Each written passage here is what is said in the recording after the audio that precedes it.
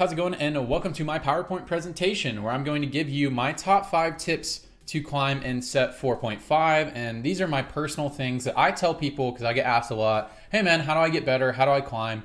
These are my personal 5 things that I would tell someone if they need to get better at the game, or if their goal, or simply if their goal is to climb their rank. If you don't know who I am, I've played competitive games most of my life. I'm a multiple set grandmaster player and all that good stuff. And I love just teaching people how to play the game. I'm going to be upfront with these 5 tips. The last 2 tips are going to be very like gameplay specific things that you can change right now and instantly see results. So stick around for those. And the first 3 tips are going to be general, my methodology in getting better at a video game, and things that you have to do in order to get better. Going to be very general things. Maybe you've heard before, but maybe you haven't thought were important. So I'll reiterate that and go a little bit deeper into that. And then there's also going to be one talking about mindset for getting better. And these are things that I personally feel are the most important things you need in order to get better at TFT or any competitive game in general. And that's why they're in this list. Those are going to be the first 3. So make sure you pay attention to that stuff. It's not just the gameplay stuff. If you don't do the first 3 things, it doesn't matter what you change your gameplay. You will not climb consistently, or you will not hit your target rank that you want to hit. So make sure you pay very, very close attention to the first 3. So with that out of the way, let's just get right into it. All right. So the first tip is going to be play and watch a ton. Play and watch. So let's unpack that a little bit. So what I really mean by this is, you will need to play the game, but you'll also need to watch other people play the game. Because especially when you're learning to play the game, it's very, very good to get someone else's perspective on what's going on. TFT is a pretty complicated game. So watching someone else to get better is very helpful. And someone you know is better than you. The way you know that they're better than you is their rank higher, and are they winning? Are they winning? Because some patches just aren't people's patches. I'll be Grandmaster, and then the next patch, I'll be Master. And then I'll be in Challenger lobbies. Next patch, I won't. It just happens sometimes like that. And you know that someone is better than you at that patch whenever they're winning and their rank is higher than you. It's very important that they are consistently winning. And so I'll go watch someone else play about 50-50, about a 50-50 split. So if you're really trying to get better, I think it's very important to have a 50-50 split between playing and watching. You can taper that off if you really start to win and you're starting to climb. You can taper off the amount that you watch and be more of like an 80-20%, 80% playing, 20% watching. And you can taper that off. But as soon as you start losing again, or a new update happens and you feel like you just don't understand it, taper that back down to about a 50-50 split. Or if you're really losing, then taper it down to 80% watching, 20% playing. And so you learn, and then you test out what you learn. I think is very useful, and probably the most important part to me, other than your mindset, to improving and getting better at the game. When I've made my biggest climbs, it's been a 50-50 split. I'd wake up in the morning. Obviously, I have a lot of time because I do this all day. I wake up in the morning, I watch someone play for 2 hours that I know is better than me and I respect. And then I'll play for about 5 to 6 hours, and then I'll watch for another 2 to 4 hours that night to kind of like answer some questions. And we'll talk about the time framing on how much you need to do this, because some people, I get it, guys. Some people, you don't have a lot of time. And so we'll talk about that in just a minute. But whenever you're watching someone play, it's very important that you're watching them to get better. You're not watching to be entertained. Sure, you can be entertained. Sometimes I watch a TFT stream just to be entertained because I like them, I like their personality. But if your goal is to get better, you need to be watching to get better. And what do you actually do when you're watching to get better? You're asking questions. Not directly to the streamer. You can do that sometimes, or directly to the video or comments or whatever. But you're asking questions to yourself. Whenever you're watching, put yourself in their shoes. Think about, what would I do here? Maybe they're at 3-1. They have a certain comp that you're familiar with. Be like, oh, okay, I'd be looking to do this. I'd try to do this. I think we're stable. And so think about, what would you do in their situation? And then when they do something different than what you would have done, and they will if they're better than you a lot of the time, when they do something that you wouldn't have done, ask yourself, why did they do that? Ask yourself, why did they do that? Try to find the answer. You won't always find the answer, especially at first. You won't know the answer, and that's fine. But the first step is to start asking the questions. And then over time, you'll start to get those answers. You'll start to put yourself in their position, and they'll more often make decisions that you would have made. And that's when you know that your understanding is getting a little bit better. And so that's very important. And the other thing I mean by play and watch a ton, TFT is not one of those games where you need to have foundational skills that you've acquired over years of playing, like an FPS game or a MOBA, like mechanical skills that you need to have acquired over years. Me personally, I never played computer games. I always played console games. And when I started to play League 8 years ago, I would have to look at my hands when I played. That's not a problem with TFT. There's only about 10% of the game is mechanical skill. But you could have grandpa mechanics and hit challenger. Let's be real. You could have the worst mechanics in the game, and you could still hit challenger if you knew enough about the game and had good practices. So it's not one of those you have to build up a skill over a long form of time. It's more about a lot of time all at once. And I get it. If your goal is to get better and you don't have a lot of time, maybe you have a full-time job, maybe you are a full-time student, something like that, that's fine. You just need to spend some time on the weekend, really do this stuff, and you can slowly acquire skill over time and eventually hit your target rank. But if you're someone who your goal is to just hit a rank and you're able to make some time, just clear your schedule for 2 weeks, spend 8 to 10 hours every day.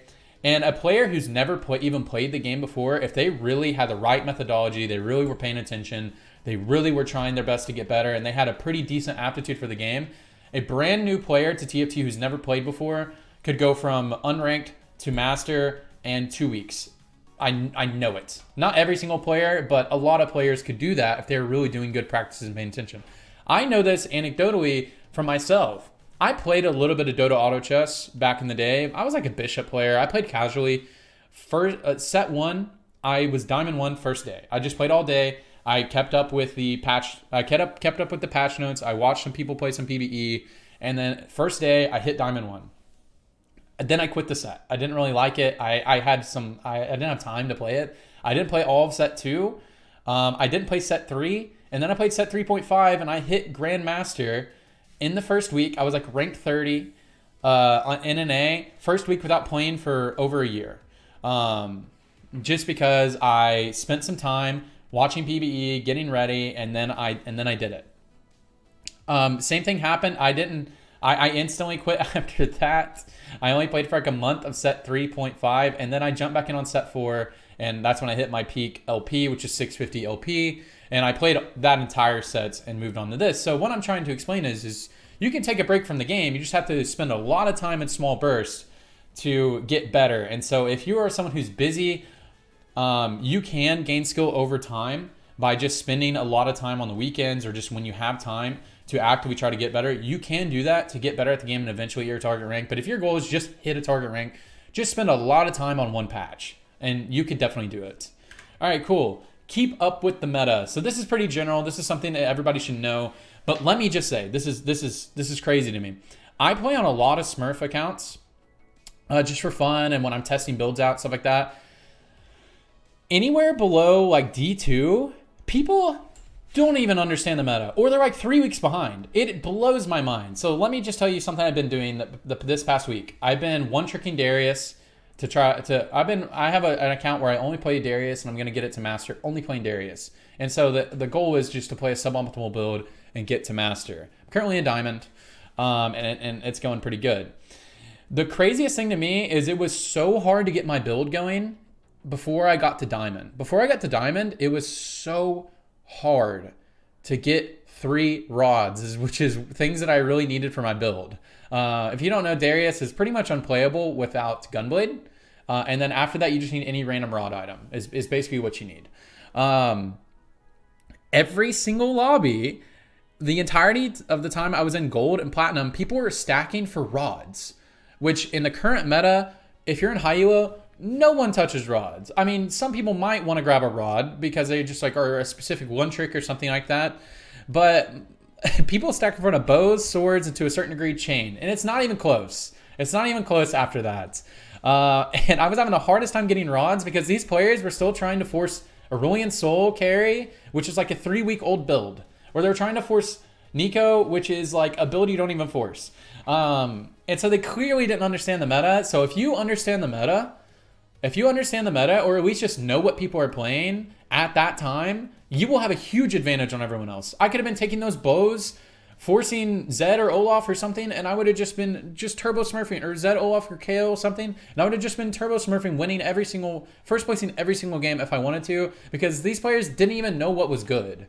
And the way that you find out what is good is not even hard.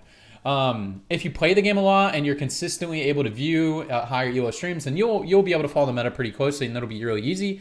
Even if you don't have time, just tune into someone's comps list. Someone you know is better than you, someone you respect. Just tune into what they say is the best builds on this patch or the best builds right now, or just tune into their stream for a minute. A lot of people do this. I stream every day, and I make comps lists, and I make like meta lists and stuff like that. A lot of people do this. GV8 does this. If you like GV8, he does meta reports every couple of days, and it's very useful. I even watch it because it's funny, and I want to see what he's playing. So there's so many resources, and so you just can check in right before you play. Maybe you can only play on the weekend. Well, Saturday morning, just watch GV8's meta report or something, or look at a comps list, or just watch your favorite streamer play for a couple hours, and just see what's going on, see what's happening, and just basically you'll figure out the meta that way. It's really not hard, and you'll have a big advantage on people if you just keep up the meta when they don't. Okay, this one is the last of the general information. This is going to be the mindset one. This one is very important. Be open-minded and humble. Okay, look me in the eyes right now. What rank are you? Are you platinum? Are you diamond? Are you gold? Are you silver? Are you bronze? There's no way you're iron. Are you iron? You might be iron. Okay, but look me in the eyes. I'm going to pretend you're gold. Most players are gold. Gold or silver. You're gold, okay? I need you to listen. You are gold because you are a gold player. You are silver because you are a silver player. You are platinum because you are a platinum player. Repeat it. Repeat it if you need to. Say it out loud. You are diamond 4, diamond 3, diamond 2, whatever rank you are, because you are that rank. You are that player. It's not RNG. It's not Mort Dog. No one's out to get you. It's you. We all play by the same rules. We all signed up. And more than any other game, more than a lot of other competitive games, this is a solo player based game. It is single player. You're not on a team with other people. I mean, it's a multiplayer game, but you're not on a team. It is you, okay? And 90% of the game is knowledge based. RNG does impact your games for sure, but only about 10% to 15% of your games are going to be like incredibly unlucky, and there really wasn't much you could have done about that. You just try to salvage a 6th place. That's going to be about 10%, 15% of your games. And the opposite is true. 10% to 15% of your games, you're going to be incredibly lucky. You're going to be high roll. And the other, 70% or so are going to be games that you directly impact what your placement is, whether you top 4 or bottom 4. Some games you can't possibly top 2, but you can salvage a 4th place in about 70% of your games, especially in low elo. And high elo, this is a little bit meta dependent, but 70% of the games you can get a 4th place based on purely on how you play. And so over a big sample size, if you play 30 games over the weekend, you lose 20 of them, you win 10 of them, that wasn't RNG's fault. That was yours. You're bad. You're doing something wrong, and you need to learn, okay? So have an open mind. You're doing something wrong. You're obviously doing something wrong. If you lose 20 out of 30 games that you play, you are obviously doing something wrong, and you need to fix it, and you need to drop your ego. Like maybe you're a plat player and you gain this little bit of ego because you're like, oh, I'm in the top 10% of the player base. No, bro, you are bad. If I'm losing, I'll be at my peak elo, and if I'm losing, I'm like, I clearly don't understand the game. I need to watch somebody. I'm bad. I need to learn what's happening. You are bad. Let me just tell you this anecdote. This will be very quick. I was playing in plat elo, and I had one of my regular viewers in my stream. I was streaming, and I was one off of a Diana and a Pike 3-star. And I had already rolled 30 gold to get to that point, but I had 80 health, and I was in a good spot, and nobody was spiking anytime soon. And I really wanted to roll to just hit those 3 stars really quick, because I would just have my completed build, and it would just feel so nice. But the smart decision was not to roll. At least what I calculated was not to roll, because I had a lot of health. And nobody was really beating me. I was already winning anyway, so I can just slow roll to hit these, and it'll be fine. And one of my reviewers asked me, he said, bro, you're in plat elo. I think you can do whatever you want and you will still first place, like this in that game. And which is true. And I just said back to him, I don't want to do that, because that's a bad habit. It's a bad practice. It's not what I would do if I was really trying to win this game versus better players. And a guy came into my Twitch chat who was in my game. He's a plat player. And he came in there and he was being serious because he had a lot to say after this. He was being serious. He said, rolling under 30 gold is a bad practice. Keck. Okay, that was like a Superman moment where he opens up his shirt, except for underneath there wasn't a big S. It was some platinum armor, exposing his plat that he's probably hard stuck plat 3 and will never get any better with that mindset. We're not even going to talk specifically about that, but if you create these self-limiting rules because you think that you've learned this personal truth, then you will never get better. You have to not create these weird personal truths about the game. You will not get better. Because what happens when you're below like D2, people create these rules in their mind. This is a really common thing that they do. They'll create this rule like you can only roll at 4-1 and 5-1 because that's mostly what I see. You must econ at all times, which is not true. We're not really going to get into that. But don't create self-limiting rules because your ego has created these rules because you hit a certain rank and you think that you're good now. Don't do that. That's mainly what we're talking about here. If you're losing, you're bad. If you're whatever rank you are, drop the ego and watch someone who's better than you. Okay, cool. All right, 4. It doesn't have to be perfect. This is going to be this is more of like a build specific thing. I will give you more than any other sets I've played so far. A lot of carries are tied to specific items, but their build is not completely tied. And so it doesn't have to be perfect. What I mean by this is slam items, man. Build items. Your items should tell you what carries you're going to play. And even that carry build doesn't have to be perfect, okay? You are not saving items for what carry you might hit. You are building items and then you're looking for carries that can play those items. So let me give you an example. Let's say you end up just naturalling 2 bows early on in the game.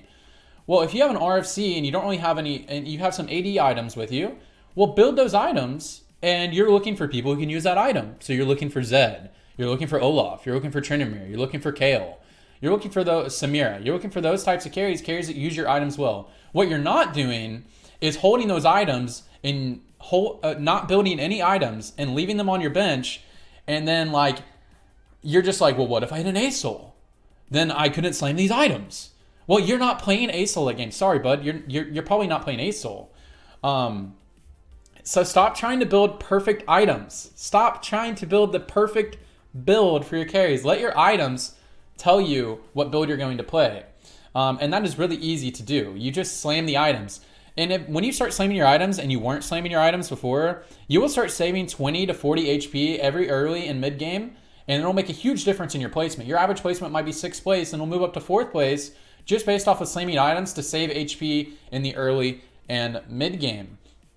It's very important. The other thing that's important is your build does not have to be super perfect. I just talked about Kayle, which is a champion who is probably the most item dependent of any of the units, any of the main carries in comps right now. She has to have RFC or QSS and then some type of way of generating attack speed. Okay, she has pretty tight constraints, but that really means the only items you need to make sure that you get are QSS or RFC and then some type of attack generation like Rage Blade or a Zeke's or something like that. So that means the rest of it is very flexible. That means if you get Hodge components, you need to slam Hodge because you can play Hodge on Kayle. You can play Hodge on your Xayah in that build. And so what I'm trying to express is you don't have to have perfect items. I think people focus on perfect items too much. They end up not slamming items. They lose 40 HP and they only win the games that they high roll, and they lose most of the games that is kind of a medium roll game, and they for sure bottom 2 every one of the games that they have kind of a low roll games where they could have probably salvaged a 5th or 6th place in that low roll game because they're just trying to play perfect builds. It is important to know the breakpoints, know what items champions have to have. Like, for example, my Darius build, you have to have Gunblade or it's pretty unplayable. But his next best item is probably Jeweled Gauntlet or Death Cap. But worst case scenario, you build a Giant Slayer and that's fine too. And then just a defensive item.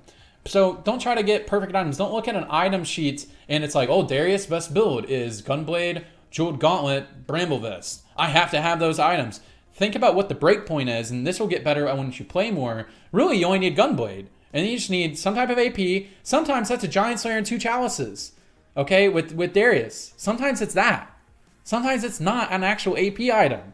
You know what I mean? So It doesn't have to be perfect. Stop thinking it's perfect. Slam your items. Slam your items. That's really just slam your items. All right, final tip. There are 3 phases of the game, and I'll try to get through this quick because this video is long. There are 3 phases of the game, and what I'm talking about is early game, mid game, and late game. Early game, mid game, late game. You, in order to consistent top 4, most of the time, this isn't true for every single player, but this is true. This is the rule. The other players who can get away with not doing this are the exception. And this is going to be most of your games. If games that aren't like this are the exception, you need to win. Let me tell you what it is now. You need to win 2 out of the 3 phases of the game.